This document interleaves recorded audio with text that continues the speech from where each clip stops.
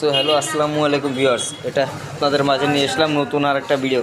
এটা হচ্ছে hero tiller.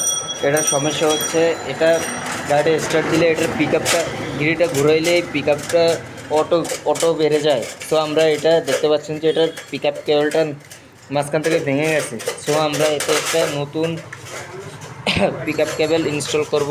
এই যে এটা হচ্ছে হিরো অরিজিনাল পিক আপ কেবল, শোরুম অরিজিনাল। এবং এটা এই যে মোবিলটা দেখতে পাচ্ছেন হেডের রাবারটা নষ্ট হয়ে গেছে, যে কারণে এটায় মোবিল ঘামায়। তো আমরা এটার জন্য নতুন একটা রাবার এনেছি এবং আমরা নতুন হেড গ্যাসকেটটা ইনস্টল করে দেবো। এবং এই যে দেখুন পুরাতন রাবারের কী অবস্থা। সো এখানে আমার একটু টেকনিশিয়ান ভাই আছে যে হেডটাকে পরিষ্কার করে নতুন গ্যাসকেটটা ইনস্টল করবে। ভাইয়া, এটা হেড রাবারটা কি চলে গেছে, ঠিক আছে নাকি গেছে? এই রাবারটা চেঞ্জ করার কারণটা কি ভাইয়া, আমাদের যদি একটু বলতেন। মোবিল কামানোর জন্য।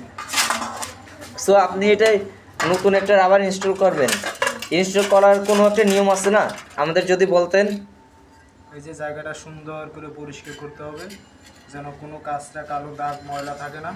তারপরে নতুন একটা রাবার এখানে বসিয়ে এবারে সেটিং করে দিতে হবে। সো আমাদের ভিউয়ার্সদের গাড়িটা কখন দেখাতে পারবো, গাড়িটা কতক্ষণে রেডি করতে পারবেন আপনি যদি একটু বলতেন। অল্প সময়ের ভিতরে।